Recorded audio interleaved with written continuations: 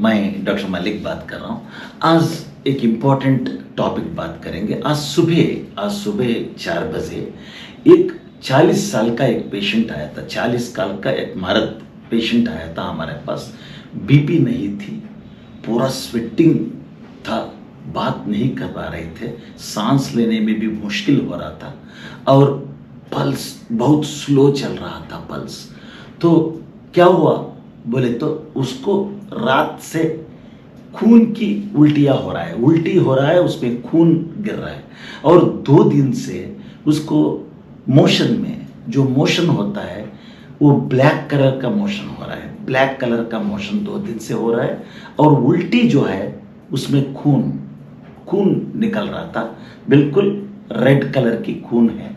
हाँ, हमारे सामने भी एक बार उल्टी हुआ था उसको, पूरा बिल्कुल ब्लड, बिल्कुल खून निकल रहा था उल्टी में से। तो उसका बीपी कम हो गई, बीपी नहीं मिल रहा था उसको। इमीडिएटली हम थोड़ा इंजेक्शंस वहाँ शुरू करके उसको वेंटिलेटर पे लगा दिया। वेंटिलेटर इमीडिएटली, सांस नहीं ले पा रहे थे तो वेंटिलेटर इमीडिएटली लगा दिए और उसको इमीडिएटली इंजेक्शंस और सलाइन, थोड़ी डिफरेंट सलाइन होता है, हिमैक्सेल बोलता है, एक्सपेवैन बोलते हैं, वो दे दिए। हिमैक्सेल, एक्सपेवैन बोल के थोड़े सलाइन, डिफरेंट सलाइन आती है, वो जब खून का कमी है तो देते हैं। तो वो शुरू कर दिए, उसको इमीडिएटली ब्लड ऑर्डर कर दिए हम। एक 5 बॉटल, 5 पैकेट खून आ गई और उस खून के साथ ये भी ऑर्डर कर दिए थे, फ्रेश फ्रोजन प्लाज्मा बोल के एक दवा है, फ्रेश फ्रोजन प्लाज्मा, ये भी ब्लड बैंक में मिलती है। खून में क्या होती है, रेड ब्लड सेल्स होती है, वाइट ब्लड सेल्स होते हैं, प्लेटलेट्स होते हैं और प्लाज्मा होती है। तो यहाँ पे होल ब्लड बोले तो पूरा ब्लड देना, किसी से एक डोनर से पूरा ब्लड लेके वो किसी को सेम ग्रुप वाले को चढ़ाना, वो होल ब्लड बोलते हैं। और ब्लड प्रोडक्ट्स को किसको बोलते हैं, तो अगर आप ये ब्लड डोनर से लेके उसमें से रेड ब्लड सेल्स, सिर्फ रेड ब्लड सेल्स अगर सेपरेट कर दिए उसको PRBC, packed red blood cells बोलते हैं। और अगर प्लेटलेट्स लेके सेपरेट प्लेटलेट्स चढ़ाए उसको प्लेटलेट्स बोलते हैं। प्लेटलेट्स सेपरेट चढ़ा सकते हैं, ये सब सेपरेट कर सकते हैं, ब्लड में से सेपरेट कर सकते हैं सेंट्रीफ्यूज से। और प्लाज्मा भी आप सेपरेट कर सकते हैं, उसको स्टोर कर सकते हैं, फ्रेश फ्रोजन प्लाज्मा बोलते हैं उसको। सो ये पेशेंट को हम एक तरफ रेड ब्लड सेल्स दे रहे हैं, पैक्ड रेड ब्लड सेल्स दे रहे हैं और एक तरफ से फ्रेश फ्रोजन प्लाज्मा दे रहे हैं। तो इमीडिएटली ब्लीडिंग कम करने के लिए, बगैर ब्लीडिंग अंदर से हो रहा है तो इसको क्या बोलते हैं हम, हिमेटेमेसिस बोले तो उल्टी में खून आना, ये हिमेटेमेसिस बोलते हैं। अगर यहाँ से आए, ये ईसोफेगस बोलते हैं ना, ईसोफेगस से अगर ब्लीडिंग हो रहा है तो खून का कलर ही होता है, रेड कलर होता है। अगर आपको आंत में ब्लीडिंग हो रहा है, पेट में ब्लीडिंग हो रहा है, वो हाइड्रोक्लोरिक एसिड और ये डाइजेस्टिव एंजाइम्स से मिलके उसका कलर कॉफी कलर हो जाएगा। अगर आपका उल्टी कॉफी कलर का उल्टी है, वो अंदर से आ रहा है, क्योंकि आपका रेड कलर का ब्लड जो है वो हाइड्रोक्लोरिक एसिड, एंजाइम्स वगैरह मिक्स होके कॉफी कलर का वॉमिटिंग्स होते हैं थोड़े लोगों को, वो अंदर आंत से आ रहा है, नहीं तो स्टमक से आ रहा है। मगर आपको फ्रेश वॉमिटिंग आ रहा है, वॉमिटिंग में आपको उल्टी में फ्रेश ब्लड आ रहा है, तो ये ईसोफेगस जो होती है वहां से आ रहा है, मुंह के अंदर, यहां से ईसोफेगस शुरू होती है, पेट तक एक पाइप, फुट पाइप बोलते हैं ना, उसमें ब्लीडिंग हो रहा है तो फ्रेश ब्लड होती है। तो ये पेशेंट को फ्रेश ब्लड हो रहा है। हेमेटेमेसिस बोले तो कहीं भी आपको आंत के, नहीं तो इसोफेगस में, आंत में कहीं से ब्लीडिंग हो रहा है और वॉमिटिंग कर लिए, चाहे वो खून का कलर हो नहीं तो कॉफी कलर वॉमिटिंग हो, ये दोनों भी हेमेटेमेसिस बोलते हैं। और मेलिना क्या है, मेलिना बोले तो अगर आपका मोशन में ब्लैक कलर मोशन है, ब्लैक कलर मोशन रेगुलरली अब गए, ब्लैक कलर मोशन आ रहा है, आप आयरन का गोलियां नहीं ले रहा है, आयरन का गोलियां से भी आयरन, अगर आयरन का गोली ले रहा है आप कैप्सूल्स, तो ब्लैक कलर मोशन हो सकती है, मगर वो अलग बात है। मगर कुछ भी नहीं ले रहे आप, ब्लैक कलर मोशन हो रहा है रेगुलर, तो वो ब्लीडिंग हो सकता है। अंत में अगर ब्लीडिंग है तो नीचे आपका वो कलर चेंज होके ब्लैक कलर हो जाती है, तो मिलीना बोलते हैं इसको। और इसको फ्लश करना भी ब्लैक टैरी मोशन बोलते हैं, ब्लैक टैरी मोशन।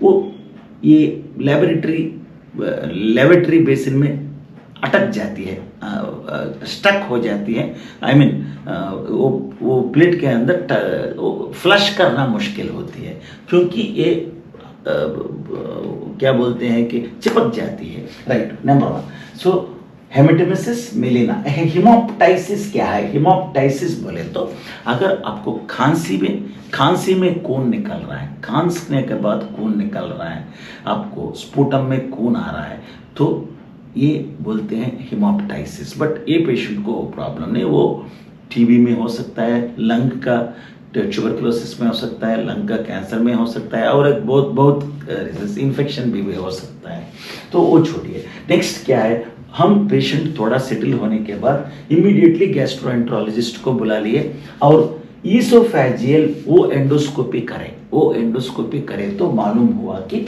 उसका ईसोफेगस, ये जो फुट पाइप है उसमें ब्लीडिंग हो रहा है ब्लड वेजल्स से, और उसमें अंदर ब्लड वेजल्स की काफी बड़ा है, ब्लड वेजल्स ये आंत का ये फुट पाइप में, ईसोफेगस में ब्लड वेजल्स भी बहुत बड़ा ब्लड वेजल्स है, उसको बोलते हैं ईसोफेजियल वेरिसेस। आप वेरिकोस वीन्स देखे होंगे, वेरिकोस वीन्स ये पैर पे होते हैं, पैर पे, और रिक्शा पुलर्स, ज़्यादा देर खड़ने वाले को, और प्रेगनेंसी के बाद भी थोड़े लोगों को, फीमेल्स को होता है वेरिकोस वीन्स बोलते हैं, उसका अलग ट्रीटमेंट होती है, लेजर ट्रीटमेंट कर रहे हैं आजकल। और ये वैसे ही वीन्स यहाँ पे है, ईसोफेजियल वेरिसेस बोलते हैं, फुट पाइप में वैसे बड़े वीन्स है। कौन से कंडीशन में वो आती है? ये पेशेंट था एक क्रॉनिक अल्कोहलिक, बहुत अल्कोहल पीते थे, बहुत दारू पीता था पेशेंट, 10 साल से बहुत दारू पी रहा है, उसका लिवर पूरा खराब हो चुका है, लिवर सिरोसिस हो गया। लिवर सिरोसिस क्या होता है? लिवर थोड़ा सॉफ्ट ऑर्गन है, वो जस्ट लाइक ए स्पॉन्ज, नया आप कुछ स्पॉन्ज खरीद लिया तो कितना सॉफ्ट होता है, लिवर भी वैसे ही सॉफ्ट होती है। और ये अल्कोहल पी पी के इतना खराब हो जाती है, लिवर की गट बन जाती है। ये आप 2-3 महीने वो स्पॉन्ज यूज करने के बाद कैसा हो जाती है, वैसे ही हो जाता है, श्रिंक हो जाती है, गट हो जाती है, लिवर पूरा खराब हुआ। और क्यों लिवर खराब होने से ये आपको ईसोफेजियल वेरिसेस, ये वीन्स क्यों बड़ा हो गया, इसके पीछे एक इम्पॉर्टेंट सी आपको ब्लड प्रेशर बहुत अच्छा मालूम है, नॉर्मल ब्लड प्रेशर आपको मालूम है, क्योंकि ब्लड वेसल्स अपना रक्त नाड़ों में प्रेशर अगर ज़्यादा हो गया तो उसको टाइट हो गया तो पंपिंग मुश्किल होता है, उसको ब्लड प्रेशर बोलते हैं। मगर यहाँ पे और एक ब्लड प्रेशर है, पोर्टल हाइपरटेंशन बोलते हैं, पोर्टल हाइपरटेंशन। ये चाइल्डहुड का हो सकता है, बच्चों में हो सकता है, नहीं तो ये अल्कोहल के वजह से, नहीं तो और भी बहुत कारण है, मैं बोलता हूँ। इससे लिवर खराब होके आपको पोर्टल हाइपरटेंशन आ सकता है। पोर्टल हाइपरटेंशन क्या होता है? ये लिवर है, ये गॉल ब्लैडर है, इससे बाइल, ये लिवर क्या मैन्युफैक्चर करता है, बाइल बोल के ग्रीन लिक्विड होता है ना, वो मैन्युफैक्चर करता है, उसको गॉल ब्लैडर में स्टोर करती हैं, और यहाँ पे पैंक्रियास होती हैं। ये सब सिस्टम को ये बिलियरी ट्री बोल के बोलते हैं, बिलियरी सिस्टम बोलते हैं इसको। लिवर, गॉल ब्लैडर, पैंक्रियास, ये सिस्टम को बिलियरी ट्री बोलते हैं। बहुत इंपॉर्टेंट होते हैं आपको फूड डाइजेशन करने के लिए।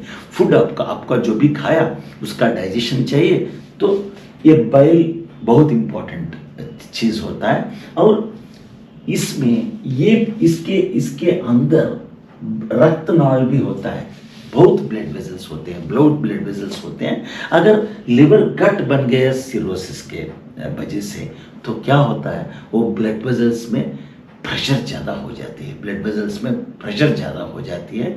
और जस्ट लाइक अपना पैर में जैसा वेरिकोज वेन्स होता है, ऐसा भी वैसे ही हो जाता है।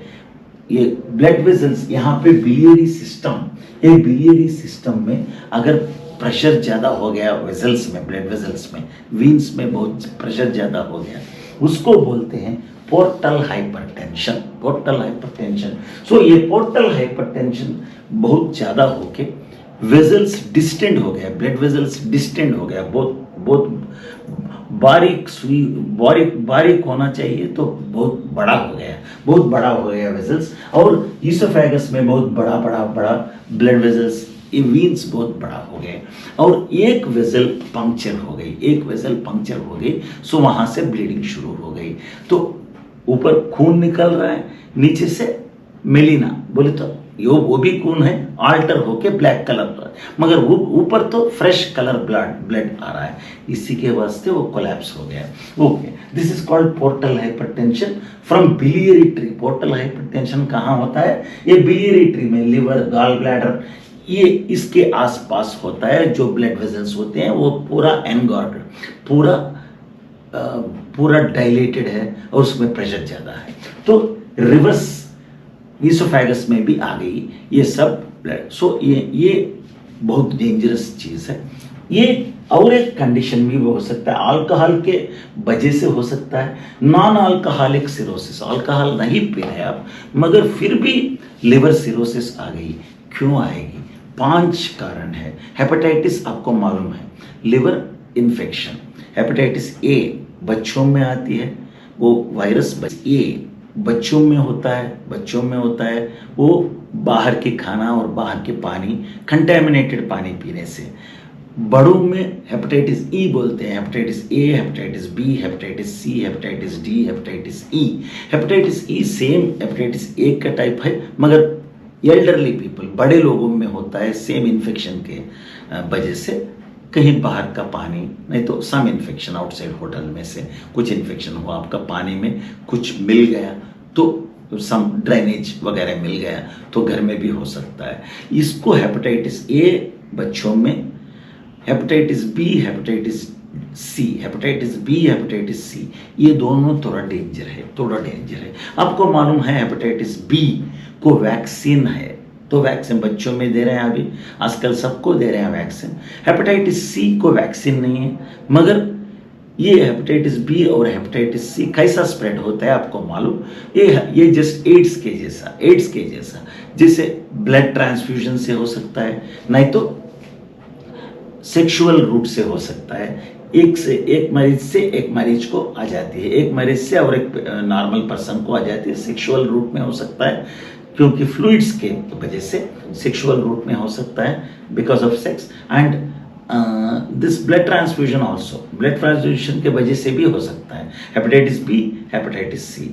ये हेपेटाइटिस डी उतना इंपॉर्टेंट नहीं है। सो हेपेटाइटिस ए बच्चों में, हेपेटाइटिस ई बड़ों में, बड़े लोगों में, मगर ये दोनों जो हेपेटाइटिस ई और हेपेटाइटिस ए और हेपेटाइटिस ई जो है ये सेल्फ कंट्रोल है, मगर हेपेटाइटिस बी और हेपेटाइटिस सी थोड़ा डेंजर है।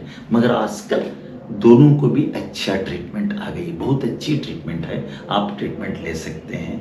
तो हेपेटाइटिस बी को आप वैक्सीन भी ले सकते हैं, अगर आ गई प्रॉब्लम तो ट्रीटमेंट भी है। हेपेटाइटिस सी को वैक्सीन अभी तक नहीं है मगर अब ट्रीटमेंट तो आ गई, तो इम्पॉर्टेंट है। इसके वजह से भी, ये इन्फेक्शंस के वजह से भी आपको सिरोसिस, लिवर खराब हो सकती है।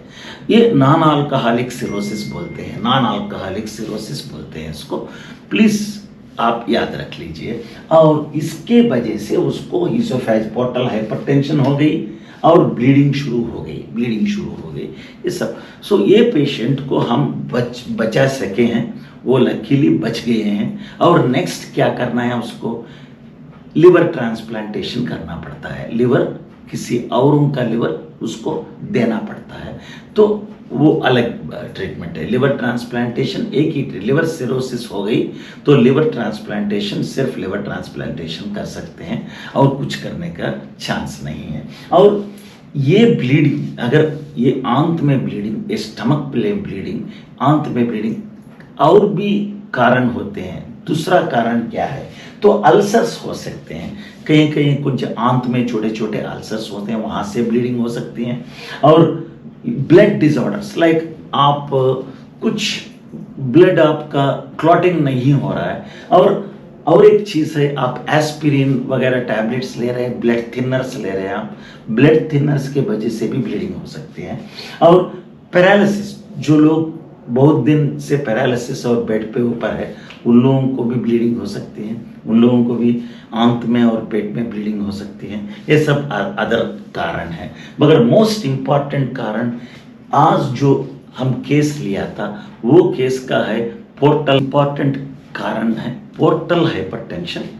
आज का इंपॉर्टेंट ये केस जो हमारे पास एक 40 साल का मर्द आया था, उसका प्रॉब्लम है, वो अल्कोहलिक था, उसका लिवर खराब हो गया, लिवर सिरोसिस में चले गई, लिवर सिरोसिस में चले गई तो ये बिलियरी सिस्टम पूरा खराब हो गई, उसमें पोर्टल हाइपरटेंशन शुरू हो गई, तो ब्लड रिवर्स आने लगा, और पूरा ब्लड वेजल्स जो ईसोफेगस में, सो अपना फुट पाइप में पूरा ब्लड वेजल्स बहुत बड़े बड़े बड़े हो गई, और उसमें एक पंक्चर हो गई, ब्लड वेजल पंक्चर हो गई, उसके वजह से ये प्रॉब्लम हुआ।